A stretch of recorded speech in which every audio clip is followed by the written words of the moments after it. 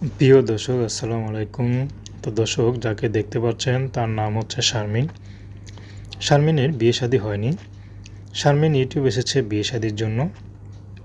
শারমিনের মা আছে, ছোট একটা ভাই আছে, বাবা নেই। তো শারমিন একটি স্কুলে জব করে।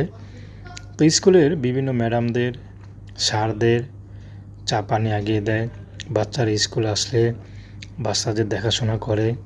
এগুলো কাজ করে যে বেতন পায় তাতে ঠিকমতো সংসার চলে না, কারণ শারমিনের মা কিছু করে না।